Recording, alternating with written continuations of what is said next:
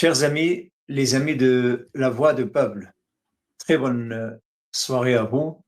Nous sommes le lundi 29 janvier 2026. On reçoit aujourd'hui notre ami, le journaliste expert en relations internationales, Ismail Taifour. Bonsoir, Ismail.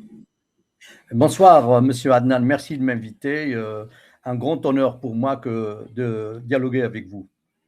Je pense aujourd'hui beaucoup à Saint Jean. Je pense à Saint Jean quand il a dit « Je vois le mal se déchaîne ». Et c'est vrai que le mal se déchaîne actuellement, que ce soit en Ukraine ou dans le Proche Moyen-Orient, que ce soit en Afrique, que ce soit à Taïwan, en Amérique latine. Je ne sais pas pourquoi, j'ai l'impression que M. Donald Trump est en train d'allumer le feu partout dans le monde.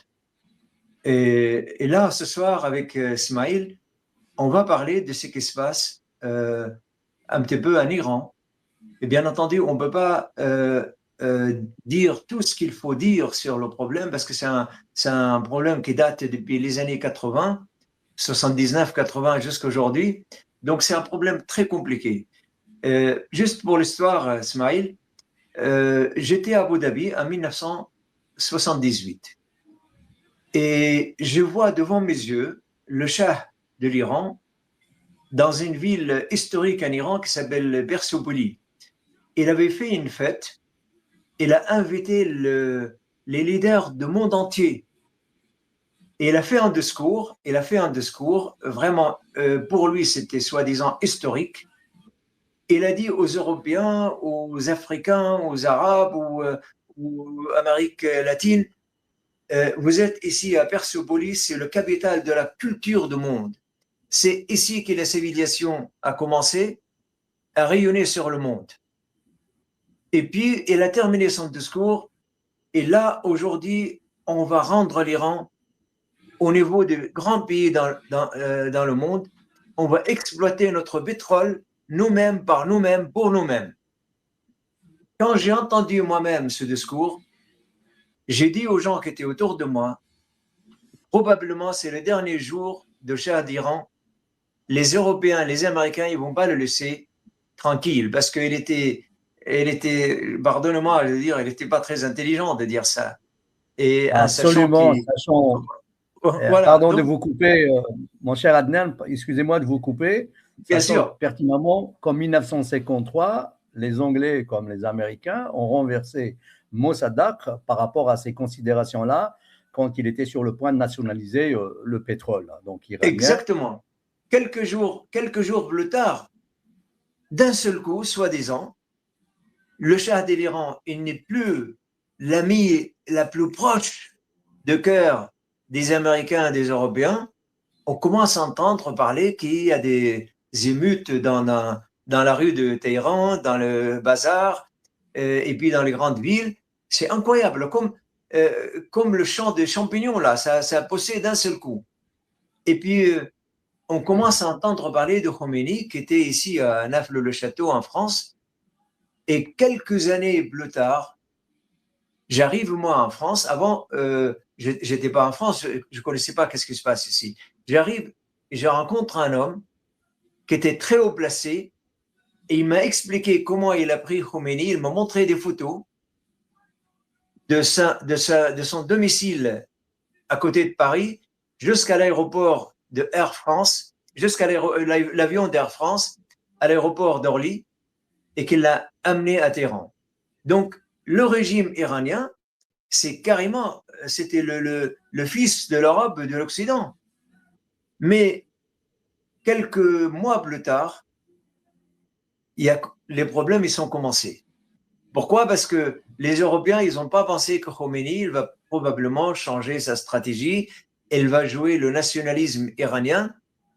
Et il ne va pas rester un agent de l'Occident. Voilà. Le problème, ils sont commencés en Iran. On a décrété l'embargo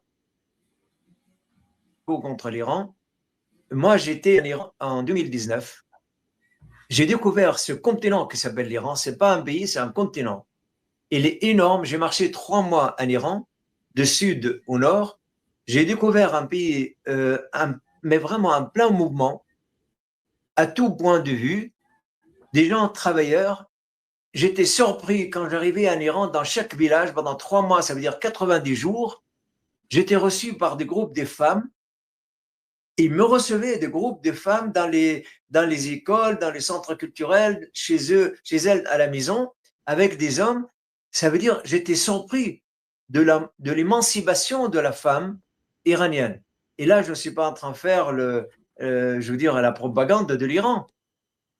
Et puis, j'ai vu des gens heureux dans leur vie. Et puis, vraiment, 3 mois, c'était pour moi assez pour me donner un aperçu de cet pays continent.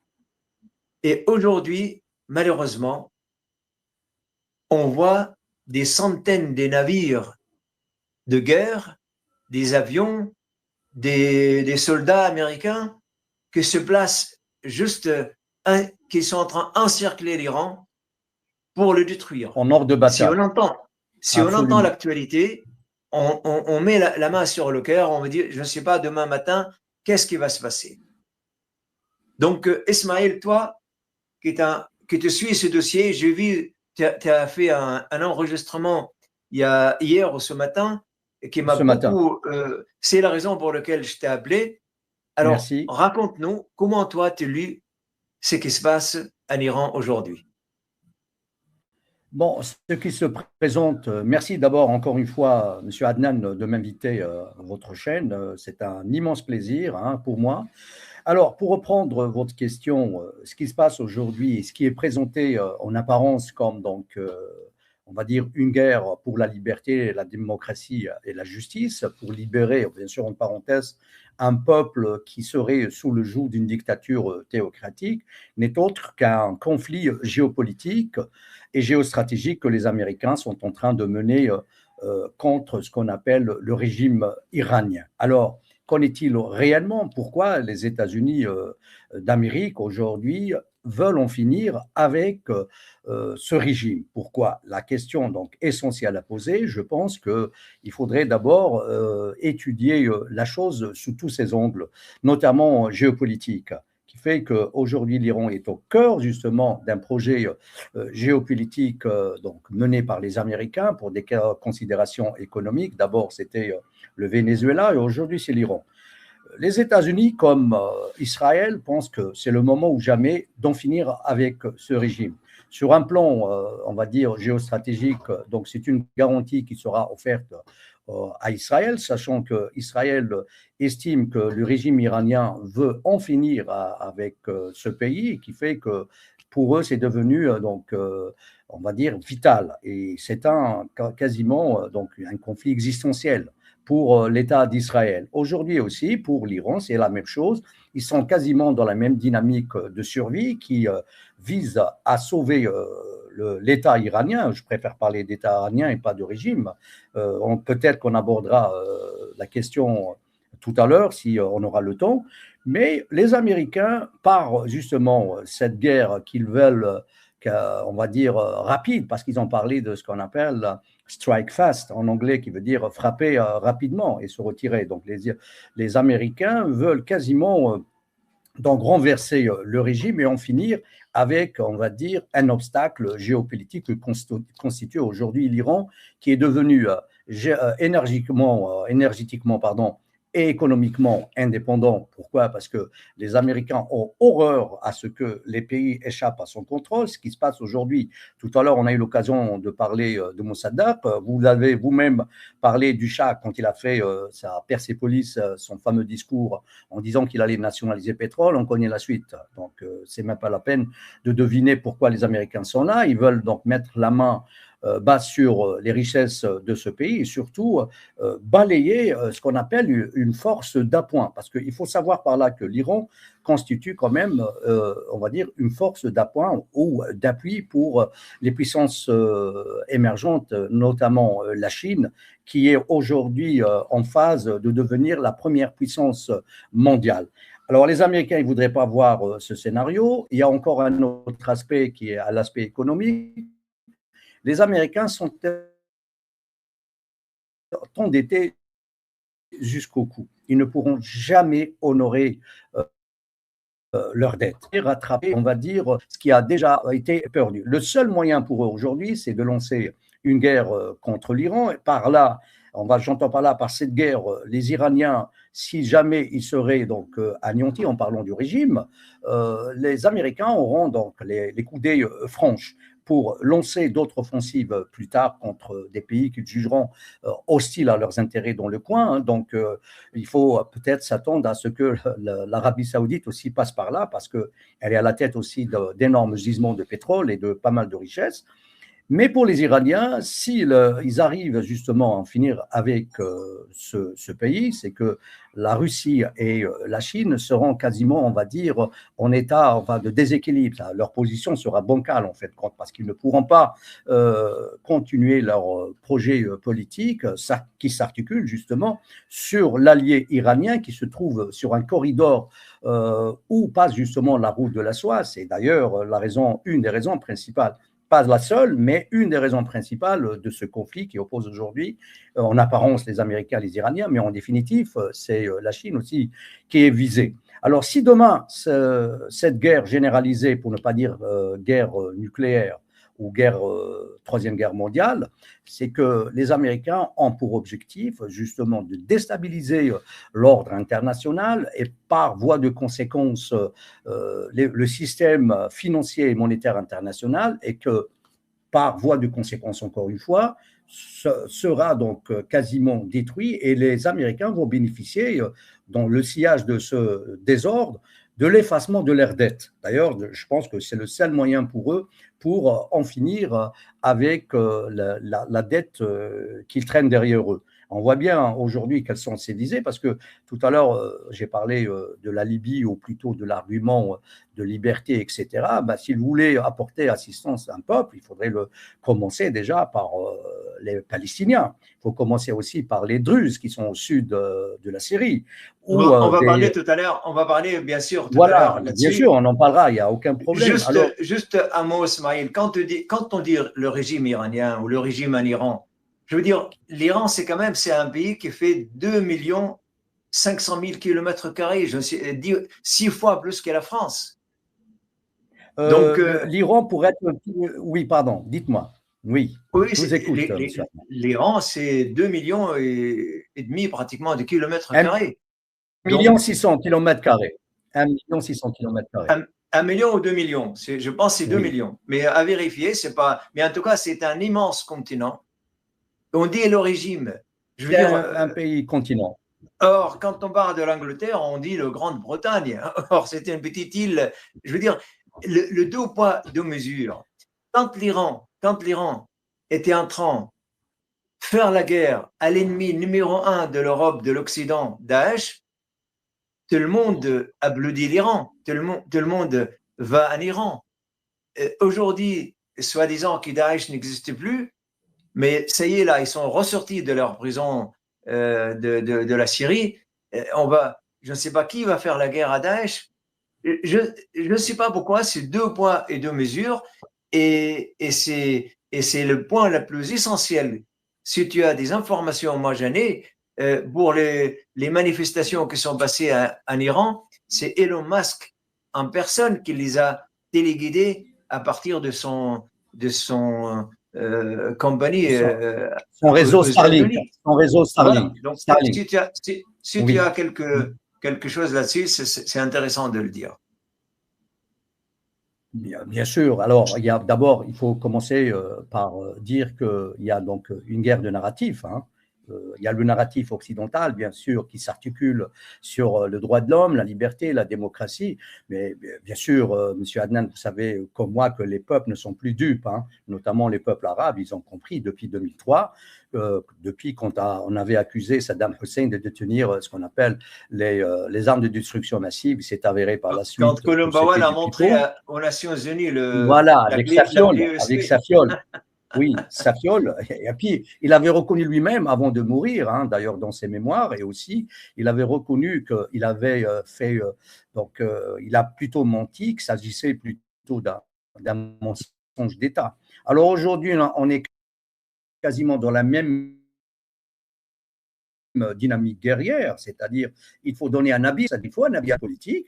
Aujourd'hui, les Américains n'ont pas trouvé mieux que de liberté, de justice et de démocratie, bien entendu. Alors, après, il y a ce qu'on appelle les agents anti-régime, si je puis m'exprimer ainsi, enfin, en parlant de Khalq, le mouvement Khalq, qui est parsemé ici et là, et qui, ma foi, tire les ficelles hein, derrière les coulisses. D'ailleurs, il y a aussi les Kurdes qui sont venus du sud-ouest de l'Iran et qui sont aidés aussi par les Kurdes d'Irak. D'ailleurs, les bases d'entraînement de ceux qui se sont attaqués aux forces de l'ordre iraniennes ont été entraînés en Pologne, une partie aussi au Kurdistan irakien. Donc, ils ont infiltré somme toute la manifestation qui était justifiée, amplement justifiée, parce que on va dire iranienne a été dévaluée, qui fait que ça a créé des tensions au sein de la société iranienne.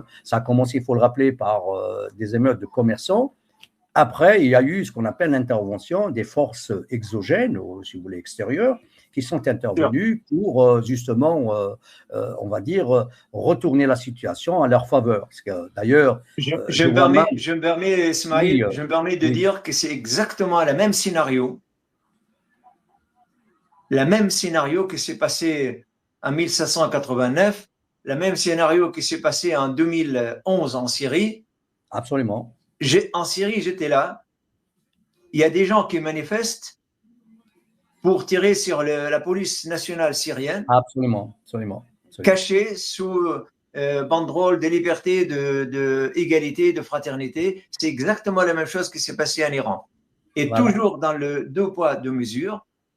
Aujourd'hui, tous les médias en France et en Europe parlent de sanctions contre la gardien de la révolution iranien et une cinquantaine de personnalités iraniennes sanctionnées, soi-disant parce qu'il y a des meurtres dans la rue de l'Iran. Or, en Syrie, depuis le 24 décembre 2024 jusqu'à aujourd'hui, il y a plus de 40 000 personnes tuées, 40 000 Syriens tués par les forces d'Al-Jolani et 40 000 en prison aujourd'hui. Et Jolani promène entre le Kremlin, la Maison Blanche et l'Élysée. Voilà comment on va expliquer aux Européens cette deux poids, deux mesures.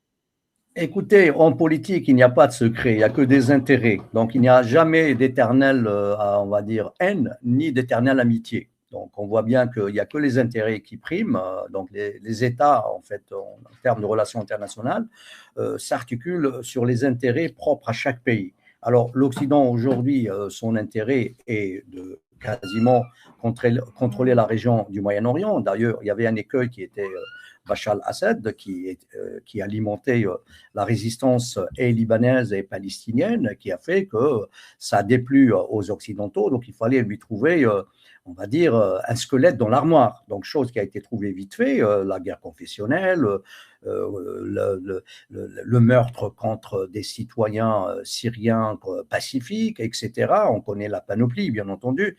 Donc, ceci, bien sûr, n'exclut pas le fait que Bachar al-Assad n'était pas un dictateur. Il faut appeler un chat. C'était un dictateur, mais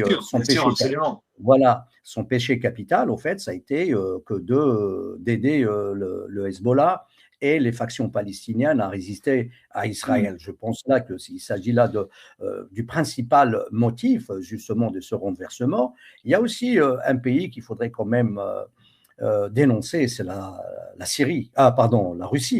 La Russie qui a tout le temps joué un peu avec les intérêts des pays en signant avec eux des contrats stratégiques pour enfin les dénoncer d'une manière un peu on va dire, décroché pour la simple raison qu'on a vu comment ils ont laissé tomber Bachar al-Assad. Je me permets d'interrompre, cher Ismaël.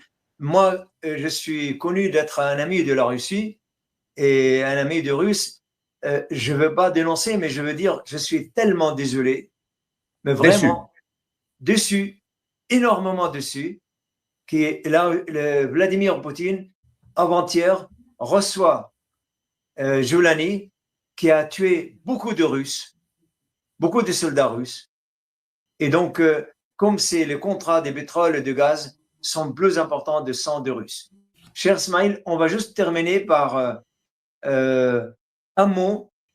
Qu'est-ce que tu penses demain ou ce soir ou après-demain? Est-ce qu'il y aura la guerre? Est-ce que ça va commencer en Iran? En 2 mots.